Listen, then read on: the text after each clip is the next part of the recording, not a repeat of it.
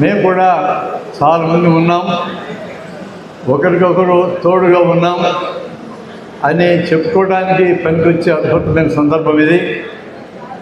జన విజ్ఞాన వేదిక అనే సంస్థ నుంచి నేను మీకు సంఘీభావం చెప్పడానికి వచ్చాను.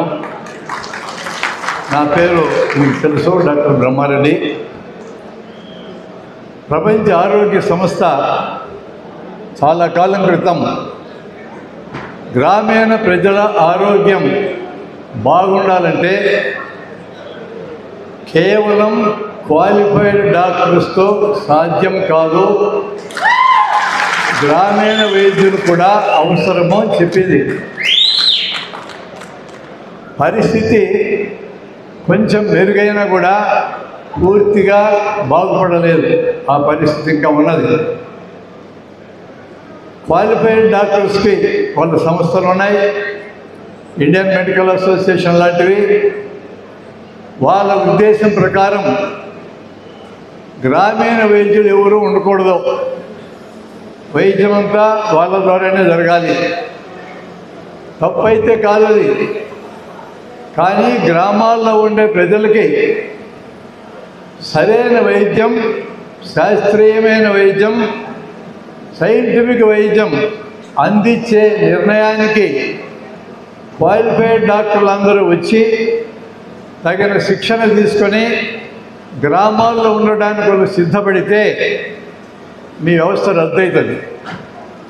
వాళ్ళు దాన్ని సిద్ధపడినంత కాలము గ్రామీణ వైద్యం ఉంటుంది. దీన్ని ఎవరేం చేయలేరు.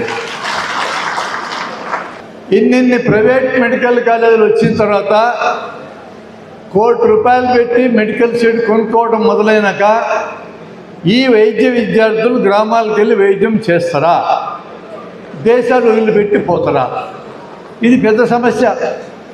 వాళ్ళని గ్రామాల్లోకి పంపించే ఏర్పాటు కానీ చేస్తే అప్పుడు మీ అవసరం తగ్గిపోతుంది.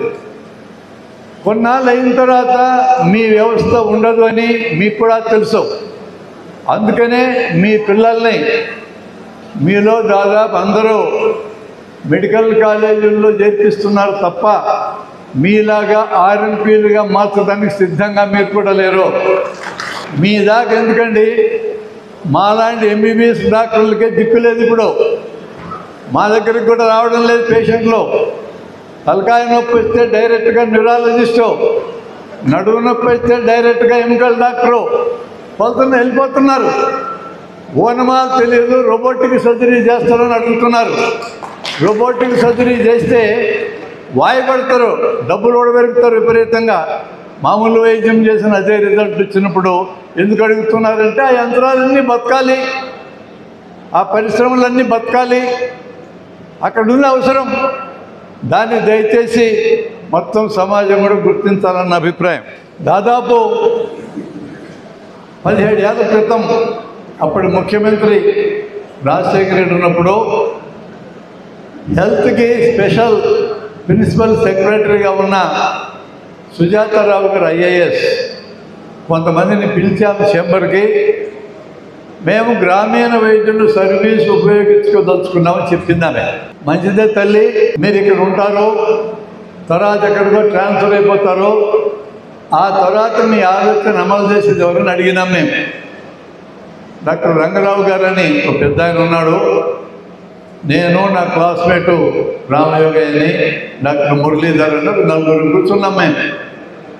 అప్పుడు జరిగిన చర్చలో ఇంతమంది గ్రామీణ వైద్యుల్ని ఊరికే వదిలేసే కంటే ప్రజల ఆరోగ్యాన్ని బాగు చేయడానికి వీళ్ళందరిని ఉపయోగించుకోవాలనే కోరిక మాకు ఉందన్నదామే. ఆ కోరికలోంచి తయారైందే తెలుగులో మీ సిలబస్. నేను ఒక 2 పనులు మాత్రం మీకోసం చేసి పెట్టాను. ఒకటి, సిలబస్లో తెలుగులో తయారు చేయడానికి నేను ప్రయత్నం చేశా. నాకు దొరకడ్డోళ్ళు చాలామంది ఉన్నారు. తర్వాత సిలబస్ తయారు చేయటం అనే పని ఒక 2 నెలల్లో పూర్తయింది. రంగారావు గారు సంవత్సరం తనతో పని చేయమని అడిగాడు. మరి మిగతా 10 నెలలు ఏం చేయాలని అడిగా. ఆ టైంలో ఆయనకు వచ్చిన ఆలోచన ఏంటంటే ఆ సబ్జెక్టులు మొత్తాన్ని వీడియోలు తీయాలని నిర్ణయించాం. 250 వీడియోలు తయారు చేశాం. 250 వీడియోలు ఇప్పుడు అందుబాటులో ఉన్నాయి, ప్రభుత్వం దగ్గర ఉన్నాయి.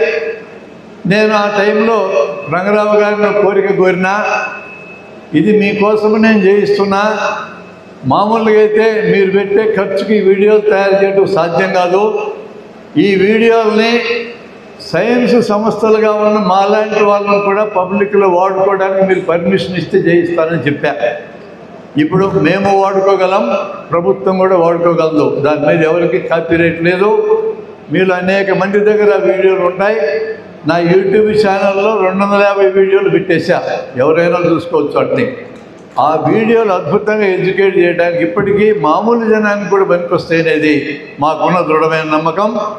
ఆ తర్వాత ప్రభుత్వం వారు నిర్ణయించి 1 ఏడాది మీకు ట్రైనింగ్ ఇవ్వాలని నిర్ణయించారు. ఏ వైద్యాలు మీరు చేయటం సాధ్యమో, ఏ వైద్యాలు మీరు చేయకూడదో, ఈ రెంటి గురించిన ట్రైనింగ్ అనేది 6 నెలలు జరిగింది. తర్వాత ట్రైనింగ్ అయిపోయింది. ఇప్పుడు నేను రాజకీయ నాయకులకు అర్థమయ్యే భాషలో చెప్తున్నా. ఒక గ్రామీణ వైద్యుడు అంటే అర్థం 100 కుటుంబాలను ఇన్ఫ్లుయెన్స్ చేస్తాడు. 200 నుంచి 300 ఓట్లకు బాధ్యుడు. నేను ఎందుకని చెప్పక్కర్లా, అందరికీ అర్థమవుతుంది నా భాష. కాబట్టి ఆ రోజు నుంచి ఈ రోజు దాకా మేము చెప్తున్నది ఏంటంటే, రాజకీయాల్లో ఉన్న పెద్దలు వీళ్ళ సర్వీస్ ఉపయోగించుకోండి, గ్రామాల్లో ప్రజలకు దగ్గరగా ఉంటారు, వీళ్ళు ప్రాథమిక వైద్యం చేయగలరు, వీళ్ళేమి డాక్టర్లను పేరు పెట్టుకోవడానికి సిద్ధంగా లేరు, ప్రథమ చికిత్స చేస్తారు. పెద్ద పెద్ద వైద్యాలు ఎటు వీళ్ళు చేయరు, జనం కూడా పోరు, మా దగ్గరికి రావటం వీళ్ళ దగ్గరికి ఎందుకు వస్తారు పెద్ద వైద్యాలకి. కాబట్టి తప్పుడు వైద్యం జరుగుతుందనే భయం అయితే అక్కర్లేదు ఎవరికి. కానీ ప్రాథమిక వైద్యం చేయడానికి వీళ్ళు ఉండక తప్పదు. ఇంకా కొంతకాలం వీళ్ళ అవసరం ఈ సమాజానికి ఉన్నది అని నేను బలంగా నమ్మి, అటు తెలంగాణ రాష్ట్రంలో కానీ ఇటు ఆంధ్ర రాష్ట్రంలో కానీ నేను చెప్తున్న సందేశం ఏంటంటే, అయా గ్రామాలన్నిటికీ క్వాలిఫైడ్ డాక్టర్లు తగిన సామర్థ్యాలు అందుబాటులోకి వచ్చేదాకా ఈ వ్యవస్థ ఉంటుంది. మీరు ఈ వ్యవస్థను ఆర్టిఫిషియల్గా రద్దు చేయడానికి పూనుకోవద్దు.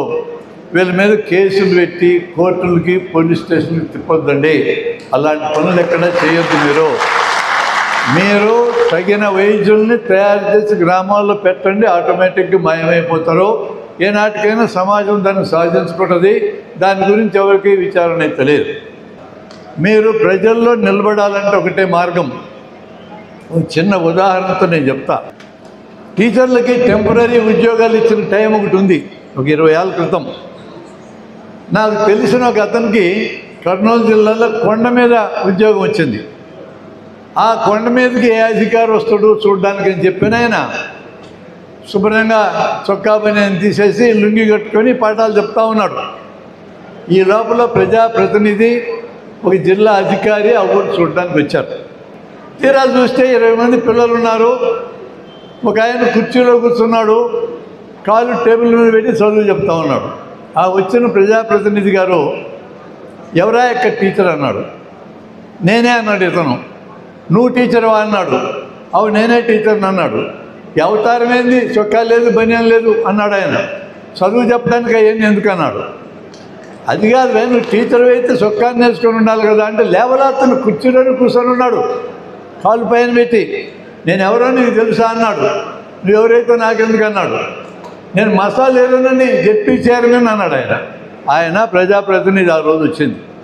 అప్పుడు జెడ్పీ చైర్మన్కి డైరెక్ట్ ఎన్నికలు జరిగినాయి. అది ఫస్ట్ టైం జరిగింది, బహుశా చివరిసారి కూడా అయ్యి ఉంటుంది. అది మళ్ళీ జరగల. వెంటనే నేను భయపడి గబగబా లేచి చొక్కా తగిలించుకొని సార్ పొరపాటు అయింది సార్ అని చెప్పిన బతిమలాడటం మొదలుపెట్టాడు. నువ్వు అసలు స్కూల్లో చదువు చెప్తున్నావా అన్నాడు మసాలా ఈరన్న గారు. చెప్తున్నాను సార్, ఇక్కడే కుండలు సొట్లు ఉన్నాయి చూడు, వండుకొని తింటున్నా అన్నాడు ఆయన. అవన్నీ ఉంటే చదువు చెప్పినట్టేనా, అటెండెన్స్ రిజిస్టర్ అన్నాడు. రిజిస్టర్ తీస్తే ఏముంది, 15 రోజులు సంతకాలు పెట్టలా. నేనే కదా ఉండేది, ఎవడో తల్లి ఇక్కడికి సంతకాలు పెట్టలేదు అతను.